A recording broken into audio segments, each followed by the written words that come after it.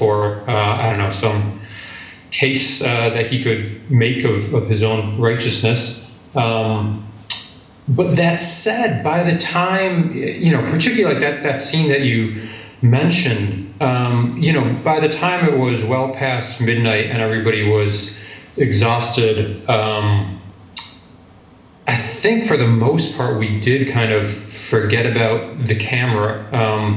Maybe there was subconscious kind of performativity going on, but my feeling generally is that kind of once we reached a certain level of frustration, the kind of layers of artifice got stripped off.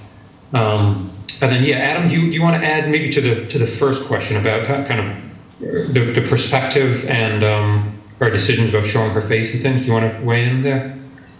Yeah, I can say that I think it's something that it was quite a journey for us, for Sanem and me. This whole process, there was several years of editing, and we went through sort of shifting ideas about what we wanted to say and how we wanted to say it and so on. And at first maybe I was drawn more, in fact, not so much to the issue of dying or facing death as much as sort of a father-son relationship and what that means, and also the idea of marriage. What does it mean to promise yourself to someone? And I think had she not died, she wouldn't have exerted influence on the edit. I don't know if that was the part of the meaning of that question, but it would have been a different film, of course, because that wouldn't have been part of the way it ends. But at the same time, we were very clear we didn't want to have a kind of a death watch of a film. A lot of films, I think, on these topics sort of ends with dying or showing it, God forbid. So it wasn't our interest. We were interested in showing her life in the final stage. And I think not showing her face, we also didn't want it to be sort of like a big reveal, but I think it's nice, and I think it's something that allows you to really, I wouldn't want to go as far as saying to be her, but to be close to being her, because when you're in the cinema, you've got two senses. You've got your ears and your eyes. You can't spin your head around. You can interact physically with the people on the screen. And so when you sit and watch it, what we want is to feel that, and to be there with her as we worked on the sound, being on all sides and so on. But I think this process of making the film, what it did for us was first kind of you get into a bit of a dark place because it's hard to think about. For me, it was hard over years to think so deeply about this topic and to be with them for so long. And then you kind of get to a point where I got used to it. I got used to the tragedy of it and the difficulty of it and the pain of it. And then it started to become something the way I think private professionals who work in this field deal with it, where it's serious, but it's just part of life. There's the grain, and there's this, and there's that. And then to get out of this sort of depressive state, to be honest, I started seeing things, just things got funnier and funnier. There was little moments of comedy to me, little sparkles, little moments of her wit and so on.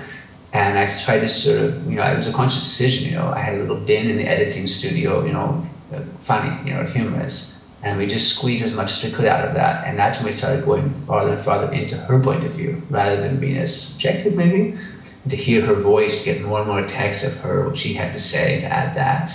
And then thanks to Sanem, who is really the strongest one here for creating the narrative arc, her idea was really clearly that regardless of what objectively happens in the family, the shift will happen with the audience shifting loyalties. And thinking this one is the nice one and that one is being the jerk, and to shift around throughout the film and how you feel about each person until in the end we can feel, and hopefully if it's succeeded, this is what we want, is that people feel that sort of everybody's at fault here, but really also nobody's really at fault. It's a very hard situation.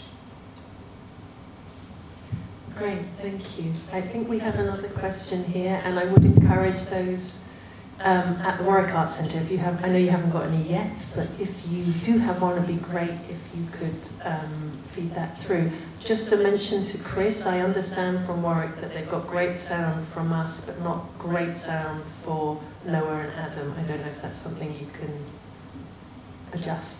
Just letting you know. Yes, please. Hi, yes. I think a couple of people have touched on this, but I'm just going to come straight out with it and say, how did your dad respond to seeing that film? And how does he respond to it now? Yeah, well, he So what happened in the interim? So my mom passed away in 2017, and within a year or so, he had remarried and moved back to Iran, where he's originally from. So we weren't living together anymore. And we did, I think, at several points, offer to show him cuts, including the final cut that you all saw, and he bravely, I think, said, no, I trust you, I'll see it in the cinema. And he did actually, luckily the way it worked out, we had our premiere in Amsterdam about a year ago, last November, and he